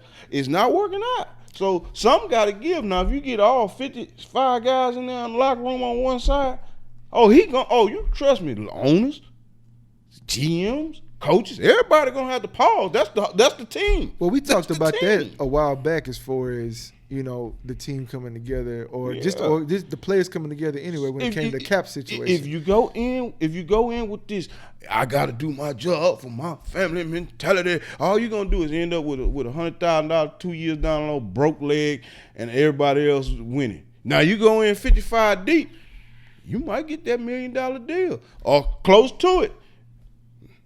But for certain, that's ideal. It's ideal, but it's more deeper than that, man. For certain demand, if y'all go in separate, y'all dead in the water. That's why they got a players association for that type of stuff. And these guys negotiate about this all the time. And usually the player associations are outweighed by the players, right? Right, because they don't really have the big names stepping up to the tarmac. So that's the point. Let me stop. The NBA is so good because who alone on the association? You got Chris Paul, you got big names, you got LeBron, you got these running through these guys. Not in the NFL because they'll say we're gonna pay you. Don't worry about the other guy. You don't hear nothing to it till the season comes, huh? So I see what you're saying. You're talking about all the guys should come together because the NFL. Let's go with they use them like stock. They use them like cows in the field. That's what they use them like. Let's compare the two between the NFL and the NBA real quick. The NBA superstars control the league. We know that, right? Yes. James Harden, Major League stars, Major League control. Let's think about what James Harden did to Houston. He told them, "I don't want to be there." In fact, he came to Houston in a training with a fat suit. And told him, I want to go to Brooklyn. Hold on, wait. It was a fat suit. Man, I think it was a fat suit because he lost the weight instantly when we got to Brooklyn. You think it was a fat suit? Man, listen. Had some phone books under there. Just come on, because we don't want to be too long on this. He tell the organization, I want to go to Brooklyn. And they sent him to Brooklyn. They sent him to Brooklyn. The NFL, even they superstars like Aaron Rodgers, like Patrick Mahomes probably got power. It's I'm talking about a handful of players that do not have that power at all. What Aaron Rodgers did had to be planned out. You said he should have did this before. Yes. I think he did it perfectly. You think so? Because they didn't already reach an agreement. They thought everything was good. I'm pretty sure they had no idea he was going to go out there and say all that. That's true. Boy, he fired him up. But though. everything is already rearranged. And they can't go back because it's Aaron freaking Rodgers. Man, that boy loaded up. That's a bad man. That's a bad boy. But listen. That's a bad man. What he did, he put him in a position like, we can't cut off the microphone. No. 30 minutes. ESPN had that whole press conference. You know, they cut off a press conference. They played the whole thing. And when they came back on air, they were like, everybody was shocked. But he said, it was one of the greatest moves of all time. Man, that boy. And if he only have one Super Bowl, he gonna be remembered for that moment. Because he just may have sparked the situation. He did. He helped the NFL situation. Man, out. that boy pulled up with an M1 Abrams tank and started letting off rounds. That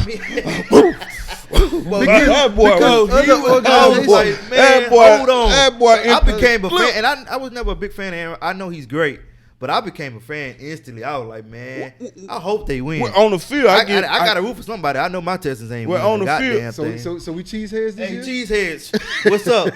I ain't never been no cheesehead. I mean, by default, we I got no choice.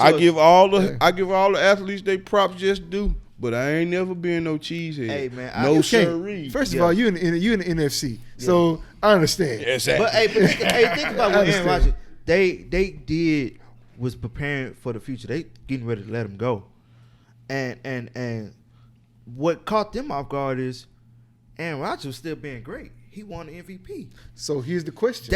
That's what caught them off. After the year they just drafted Jordan Love. So here's the question. They was expecting a decline, but they got an incline from him. Is that gamble gonna work out? The question is this the last hoorah for Aaron Rodgers? I think so. Hell yes. I think so. Because hey, Devontae Adams didn't sign his contract. I think it's etched in stone. Both of them saying we going, and Devontae gonna end up with Aaron. No, the only way I feel like, but then again, we don't know Aaron Rodgers. But the only way I feel like they'll stay if they win the Super Bowl this year, he can stay. Or if Aaron Rodgers, for what I see now, he'll win it and walk off and like, all right.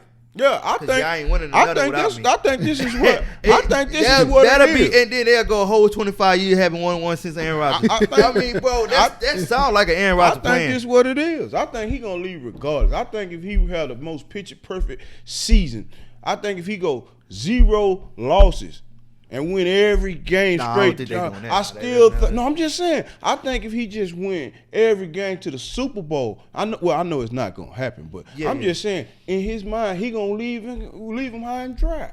And I'm not mad at him. We all won't be surprised. I'm not mad at him. After that press conference, I'm always against the system. I mean, clearly he's against the system too, and you like y'all got me all. But that's what I'm saying. How many other players?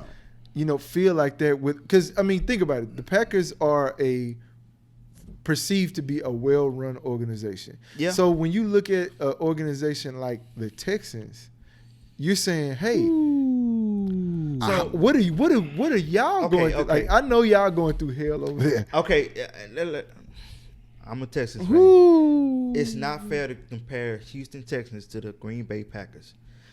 You talking about because of the longevity? But just the brand itself, the Green Bay, the logo, it's the aura that automatically sell.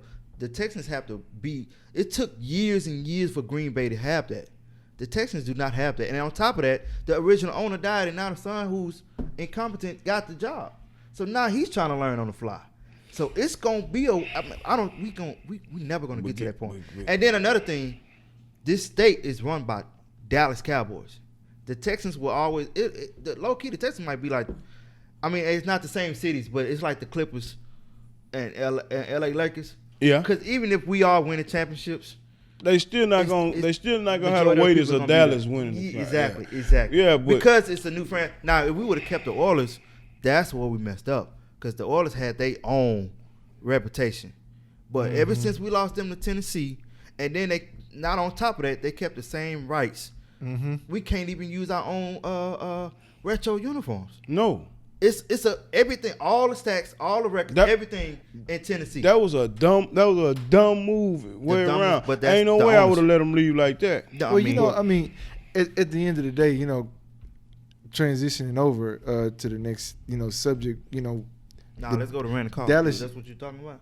Because I wanted to say something about Randall Cobb. Go ahead and fire Randall Cobb in there. Yeah. Say what you got to say. So this how I feel about Randall Cobb. Randall Cobb is 30 years old. He had Green Bay. Aaron Rodgers mentioned him in the conversation about Green Bay letting him go, right? Randall Cobb, Jordy Nelson, Clay Matthews, all those guys. Julius Peppers, all those guys. Randall Cobb was one of them. They let you go. They didn't want you, man. So you go to Dallas. You had a decent year in Dallas. 1 year there in Dallas, you gone. You get a contract in Houston. That contract is 2 years, like $20 million. That was the most dumbest contract I ever seen. But we already seen what we're gonna get into the Texans in a little bit and why that happened. But he got a $20 million contract, maybe 20 for 2 or 3 years or something like that. We paid him $13 million last year. Right. That was getting paid more than Brandon Cook. That was getting paid more than Will Fuller. And he didn't look spectacular. Nope. He didn't Not look at all. spectacular. So, and now you was gonna be stuck with us. If it wasn't for the GOAT and Rodgers, just say, hey, I'm in control. Hey, go get Randall Cobb. It might have been a test to Green Bay to see what they gonna do. He probably didn't even think they was gonna actually. Okay. We go get Randall Cobb. Let me go call Nick Casario. Aaron Rodgers wanted Randall Cobb, so we just trying to figure out how we can get him. I'm pretty sure Nick Casario was like, hell yeah, because I didn't sign his ass. I'll take him. I didn't sign him. What you want? Take him. Take him. Y'all want to take the contract? Give us a 6th round and we'll pay $3 million of that contract. Y'all can take it. That's how you got on the team. So the comment to say, I mean, but then I watched the whole video. He cleaned it up a little bit. But to still say you was in a prison, I mean, Bill O'Brien era of the Texans was like a prison towards the end. It's still remnants of that. Bill O'Brien era was the messed up era. He didn't add to the team. He just basically inherited. We'll get to that. Exactly. We'll get to that. But to sit there and just say that, bro, you blessed, bro, you raving like Green Bay wanted you. You that because of Aaron Rodgers. Well, yeah. Take that and just say, hey, I appreciate the time and text. Yeah, but that has nothing to do with Green Bay. Where basically he's just speaking on. But they didn't ask anything about his time in Houston. He basically just outed them. It's already bad enough that Houston is taking a bad rep. But I feel like. But what's the difference between Aaron Rodgers calling out an organization and Randall Cobb calling out? Randall Cobb ain't Jerry Rice. So Randall Cobb. So he on his last year left. He needs to be caught and focus on catching Aaron Rodgers' ball. Hold on. Here's the thing. The difference is Randall Cobb calling out the same organization that Aaron Rodgers. He said it. It's like just you just called out our organization when this organization just did the same thing with Aaron Rodgers. And you make so you kind of like, yo, both of these quarterbacks wanted to trade. So what's really the situation is kind of similar. Aaron Rodgers wanted to be respected. I'm the man. Deshaun Watson, I'm the man. I'm the superstar quarterback. Both of them organizations wanted to do their own thing. So you calling out the same thing. So you might as well say you're prison at Green Bay. Yes. But now you got Aaron Rodgers. Green Bay not crazy now. Well, he think he going to a better team, so he feel free. And the purpose, but at the same time, he in the same situation, even though he on a better team. That's what you saying. I got you. The point is that he never wanted to leave Green Bay to begin with. Facts. So he shouldn't have never left. Him or Jordan. I know what Joe. Go ahead and say it. So that's really what it was. That's why you look like an idiot a little bit because they didn't want you. No, they didn't. Don't be speaking about other organization when this organization didn't want you. Gave you $20 million for free. How much? 13 If you was in the prison, you getting paid $20 million in this prison. Name any kind of inmate want to get paid $20 million sitting in prison. I bet you that's a vacation. I love to be in there for 2 years and get $20 million. Exactly. Man, I'll be a fighting. I bite jokers on the ankle. Hey man, they call me animal. Let's go ahead, man. You call me the animal. I know we pushing it, man. You and these ankles, bro. Man, I'll be biting. I'm telling you. You know, because here's the deal, and we want to get to the other two segments in the NFL. We want to get to Zeke.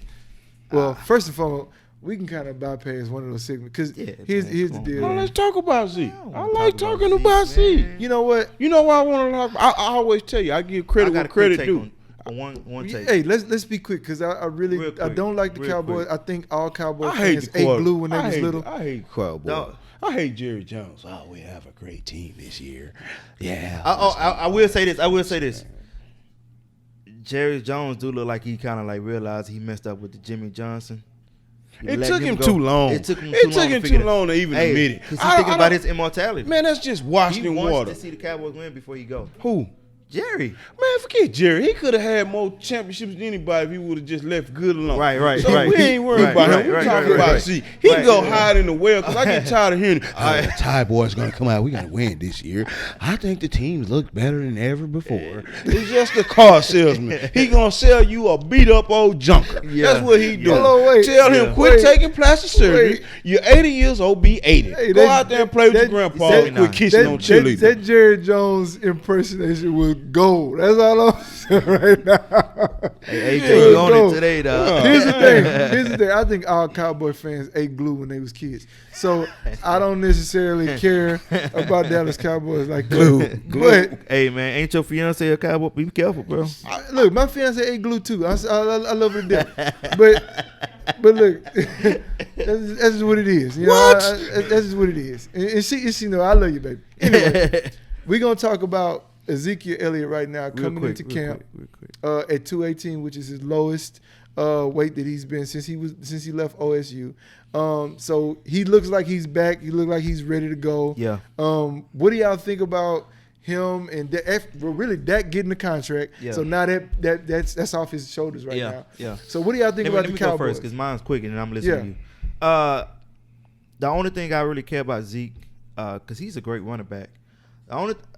What I root for in running backs is just to last long, right? Because the thing is they'll get you a good 4 or 5 years, and they washed up. They jumping on teams. Look at Ty Gurley, right? I mean, he just signed. He with the Ravens now. So the only thing I want to see in Zeke is, I want you to be great. Continue to be great. Define those eyes of what they telling you. You know what I'm saying? So you drop your weight. You doing a new weight program or whatever to keep you going, to keep you pushing, because you've been great, and I want you to be great. I don't want you to see. I don't want him to fall off, and now he bouncing on teams, because running backs have a hard time staying relevant in the league. Yeah, they got short shelf life. It's short. So that's pretty much what I have. And for Dak, just to see him bounce back from the injury, that's it. Other than that, the Cowboys aren't going to go to the playoffs. Good. They can do all that. I can see them look good and still be like 6 and 12. I'm gonna put my little 2 cents in. I don't care. Zeke was running behind not a proven line last year. I think he had his issues. Lines starting to fall off. They used to be good. Yeah, they weren't as good. They weren't near as good as they was previous years. But I think the injury with Dak and it put a bunch of unnecessary pressure on him. Because he was figuring like, I got to do this. I got to make the play. But he really didn't have the assets to make the play because they were just going to run a box on you. Yeah. Okay. Now, one thing I like about Zeke, he runs with his pass. People always will say, hey, they'll talk about the guy from the Titans. This guy's running. Henry's running hard. Henry's 240. The speed is tricky with Henry. But I'm going to tell you about Zeke. Zeke run under his pads. When he's making contact with defenders, they usually driving them backwards. Anytime, even if you catch him in a bad angle, he's still going forward with his leg drive. Right. That is characteristics of a great runner. That's a great runner. Don't get it twisted. Now with that coming back, that improves their team. But it's still Jerry Jones run, and I hate him, and I want him to lose. Hey, badly. Hey, and they in the NFC, so I do not like the Cowboys. So we agree. I do not like the Cowboys. The Cowboys are going to stink, and they fans are worse than Trump Christmas supporters. Came early. I'll tell y'all that again. Y'all fans worse than Trump supporters. We gonna win, Cowboys. Y'all like, man, please stop it. What's Stephen A. Smith when you need him?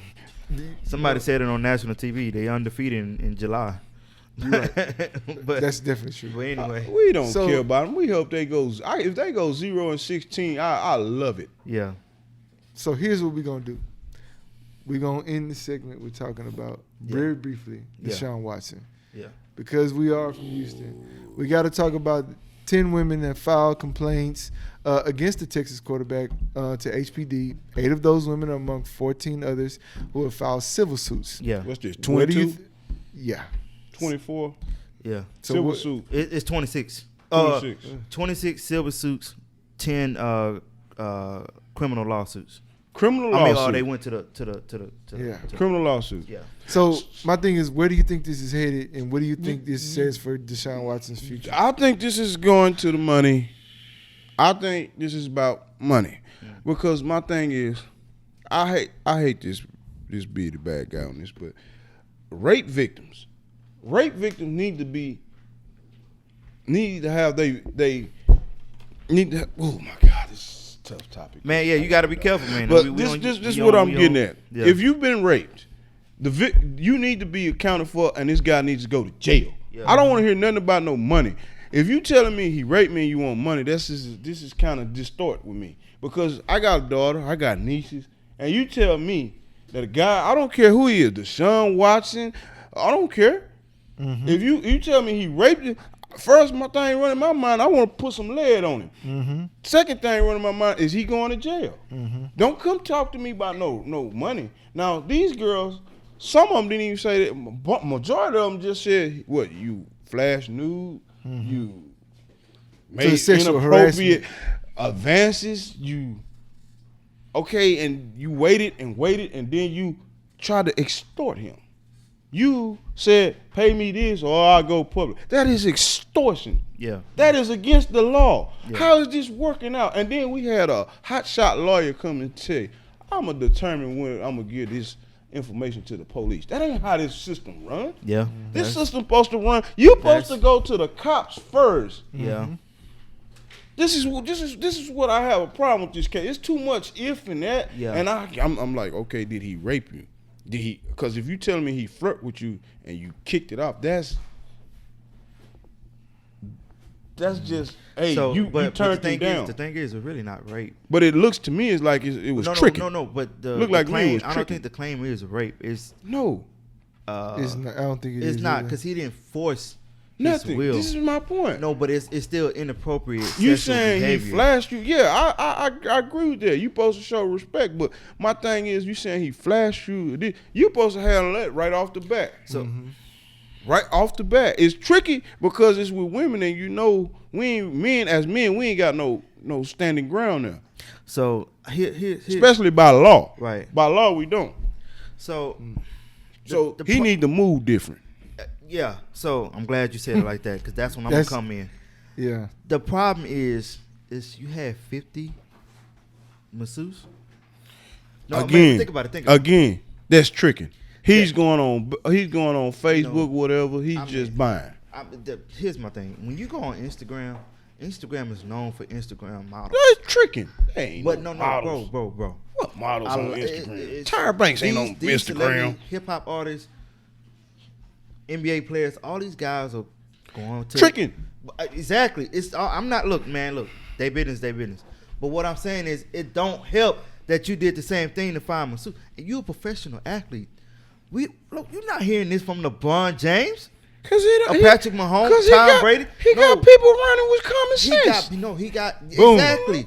So Boom. DESHAUN Watson team, it's a bad fit for him. His whole squad. Because he is a good guy. You can see it. But when your team allows you to do something, everybody got their flaw. And I think it's a flaw. And I'm not saying that he did anything, but you put yourself in a position to get all these damn claims. Because you think about it. That's my point. When you think about some cases, bro, it'd be like 1 or 2, 3, maybe 4 women. But you got 26, bro. That's my point. And So basically what you're saying is where there's smoke, there's fire. Exactly. But and again, you might have had different intentions. Now you wasn't trying to. You saying rape? That's a strong word. I don't think he was trying to rape anybody. Me neither. But I think he was trying to get some extra. I think he was just trying to. I think he was letting it be known. I want some sex. No, not even saying it like that. Not even saying it like that. Because when you already massaging, got a towel, you already in that level. You already at third base. Yeah. By default. Yeah. So who want to go home? You know what I'm saying? And I mean, he's a young buck, so all he got to do is look at something, and it's going to be ready. Right. So listen. So with DESHAUN, I do feel like this type of situation, because it's a she say, he say, and then the 2 lawyers are fancy lawyers from Houston. Oh, wait. Hold on. What? But hold on. Never mind. He say, she say. Clean. Thank you. My fault. Because I'm like, my mind is all over the place with this. Bro, DESHAUN. this is kind of scary topic. Listen. I do think they need to just. It's not fair to DESHAUN or to the women, because it was only y'all 2, nobody else, and now y'all got all these lawyers. They fighting with each other. Rusty Harden and Tony Busby. Yeah, these guys are trying to see who the best lawyer in town is. They own. They trying to see who the best lawyers is. They can milk this as long as they want, because they got to constantly pay them. At the end especially DESHAUN. Why you think he in training camp now? Because he got to pay the man. At the end of the day, these lawyers gonna get paid a lot, and I think these girls gonna get paid something. That's what I'm saying. Of course. The That's what lawyer, I'm saying. the lawyer gonna rip them off. Yep. Buzz B gonna rip them Yep. off, and then we might find the truth later down the road when somebody gets shortchanged. Exactly. That's what Because at the we'll end do. of the day, but DESHAUN put this on him. But but that's the new thing. It's that's the new thing though. It's like it's a system where everybody just come out. Yep. Well, it's partly social media. Yep. He looked at me, girl. He looked at me like he gonna take me, girl. Then next thing you know, it's 70 people you done did something wrong to. You ain't even got to know him. Yeah. But again, he put himself in this situation because he moving funny. If you was tricky. I mean, you could have had your homeboy gave him. Girl, go and pay some money. So what's wrong with you? Can I use the rest of the time to talk to Joe about this? All right. So, with him being in training camp right now, we had a conversation. You was like, it's a done deal. I feel like because of the situation, it's not a done deal because at the end of the day, DESHAUN is a top 5, top 3, however you think quarterback. We know he there. He's big. The training season started now. If you need a quarterback right now, if you know your team is ready to win now, you go get DESHAUN. They will risk it. Right. I mean, they will risk it. They don't have to wait because I know what you were saying. The NFL at the end of the day really don't. You know what I'm saying? I'm but gonna let you. We know players did way worse. Way worse. But they didn't have 26 though. They did worse, but it was only 1 or 2 claims. Well, not 26. You right about that. But you know what I'm saying? That's a lot, bro. That's a lot. But we seen some that was up on murder charges that got traded still played. Come on, man. Did I not we say seen that? some. Yes. We seen some with rape charges. We seen some that beat their wives half to death. Yes, but we guess what? seen some who wasn't franchise quarterback. And Big Ben. But Big Ben was on. He's still with Pittsburgh. He raped somebody. But he ain't going nowhere. They wasn't gonna cut him. He was too Why great. not? But they wasn't gonna trade for him either. I'm sorry. You know, he stayed. What did he do? He stayed stuck with Pittsburgh. And with DESHAUN, I'm like, bro, you requesting a trade on top of your actions. You stuck. I'm telling you, franchise are not about to give up that many assets for you. Just to play a couple of years. I say this. I don't think you have to get up that many assets because we run out of time. Yeah. But my conversation with Damon was that a deal is already in the works for him getting out of here. They already got that set up. They're gonna have to. They just haven't brought it out to the public yet. Because Damon's thing is, well, they don't have a deal. No, they got a deal. Because it's no way that, and how the NFL works, they're going to keep certain things hush-hush until it's time to reveal. They not playing spades. They playing poker. How long? So you going to do the trade in week 5? But here's the thing. If it works for you, if it works for you, It's not the NBA where you can plug and play. But with a franchise guy, like you said, you can plug him in. Yes, you can. Yes, you can. Yes, you can. You can dumb the system down for him. You can plug him in. What you doing with your team? If you dumb the system down, you're not. He's not that winning. great. He still that can great. make a play. My thing is, if he great, you get him now. Forget the lawsuits and all that. You get him now. It's a business, bro. But I'm telling you right now, everybody trying to get what they can get. I'm telling you right now, Nick Casario, I'm listening to all this stuff. I'm watching the training camps. They don't want him now either. So if they holding it, it's the NFL then. They don't have the. It's not the Nick Texans. Casario really ain't in control of that. Exactly. He got to dealing. Exactly. He really got the man don't want to be there. You gonna have a disgruntled worker who gonna throw everything up. You got to deal him. Oh, you got okay. Or it gonna be like Hart. He's ready. Or it gonna be like want Hart. him to go. Or it gonna be like Hart. You Because at gonna the wait. end of the day, You gonna Nick wait to the Casario middle don't and then get nothing. But a draft pick, okay. But you can't. But that's what I'm saying. It's different. I wouldn't go riverboat gambling about Nick Casario. Harden and DESHAUN is different. He riverboat If gun. DESHAUN don't play, guess what? He's still on the contract, and the year don't count until he start playing. And you still gotta pay him, right? No, You still gotta pay him. You don't play If him. he suits out, you gonna pay him. Yeah, but that's the thing. All They right. could tell him All to right. sit out, and he don't get any game checks. I would kill But that. that's the tricky part about it, because right now he's there, so he won't get fined. Right. Okay, he got a fancy ass lawyer you got to pay. Right. So he got to get his $50,000 a day, and you see him just whatever. Because I'm watching the training camps. He got these hoodie on. He just sitting there passing the ball or whatever. Now, as the training camp goes on, because I hope you're right. If they got a deal now, why wait? Because once the season goes in, you're gonna create they may more not have problems. the deal, but they have deals. They have the package they want. They gonna get the package they want. I'm pretty sure that the deals are on the table, but I'm pretty sure Nick Casario is saying that's not enough. It's DESHAUN. No, Damon. It's the only asset. It's not fair to us as an organization. Look, we can't get it's not fair. It's not fair, but it's business. What I'm saying it's business. is that the teams that are going to trade for him know the price tag. They've already got it all. I'm telling you, they know what it is. They know what it is. When it comes out and he's traded, they're gonna say this trade was already been done months ago. Yeah, they got tweaks and stuff. But look, versus is you gonna have to deal with it. But you gonna have yes, it's frustrating. I feel like DESHAUN like, bro, you know what? I messed up. That's let probably me get the trade next year. Let me go ahead and play with them this year because you putting the Texans organization in a bad situation. No, they're not. No, the Texans organization put their own self in that situation. Well, I mean, yes, we questioned the trade in the beginning. You but guess what? You called the bluff and it didn't work. The Texans had dirt, but guess what? You did too. No, I said they called the bluff and it didn't work. You still can't have it your way if the Texans can't have it their way. Hey, they might can sing you they anywhere. But they both were doing their own but thing. He ain't gonna play for them. Yeah, Meanwhile, while Ben Bill O'Brien trading players away, DESHAUN up here getting massages by whoever.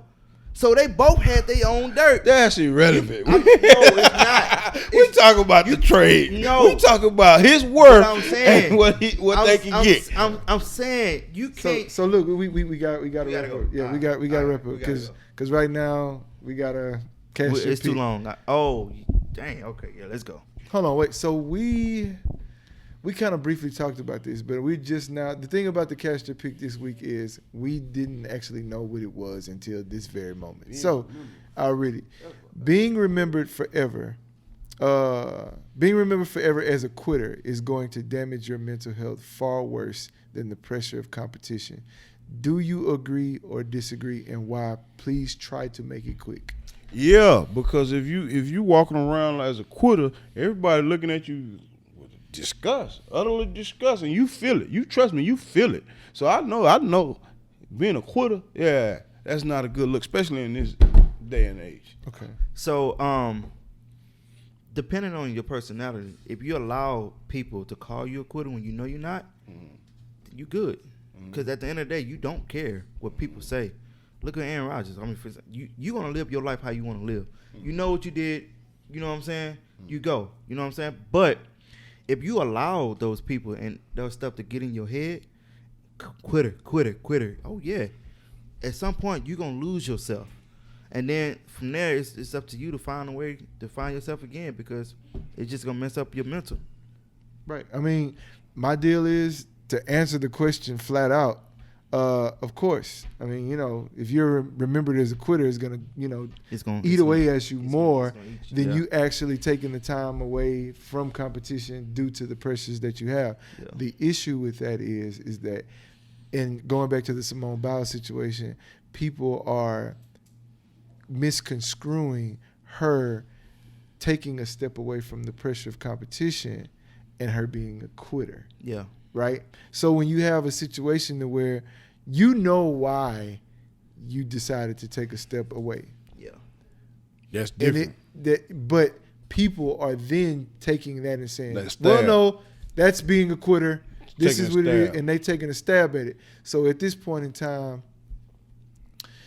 that also becomes traumatizing and weighs in on your mental health because you have been praised for a God-given talent or a talent that you've worked on to become at the elite level that you have. Mm-hmm. And now people are crucifying you for something that you feel like you need to do for yourself. So I think it's a lesson learned for everybody to let's be human beings about the situation and let's honestly care about someone else's issues than your own. So I understand we want to see her compete, and I understand that, but at the same time, this isn't your situation. Let's be more mindful of what she's going through than your own selfishness of wanting to see her compete in the situation. Yeah. So that's all I have to say about that. Well, this has been a very intriguing episode 6. Ran a little long, but I mean, hey, look, man, when it's great conversation, that's just what happens, man. You know what I'm saying? So at the end of the day, we are glad to be back. You know, we want to keep this thing proud, Wayne. Definitely, we're going to have Damon on the show a whole lot more. You're going to see him a whole lot more. And you're also going to see other faces on here coming in, doing their thing, man. This is not just a situation where you're going to see myself, AJ, and Wayne's face all the time. We're going to interchange and going to have new people because we want to get different perspective on many different things, right? So again, we want you guys to like, comment, subscribe, give us feedback on the show. Let us know what you want to do. Let us give us some feedback on what type of topic we should do for Cast Your Pick, all right? So anyway, love you guys. This is episode 6. This is Clutching Around Sports Talk. Holla at you.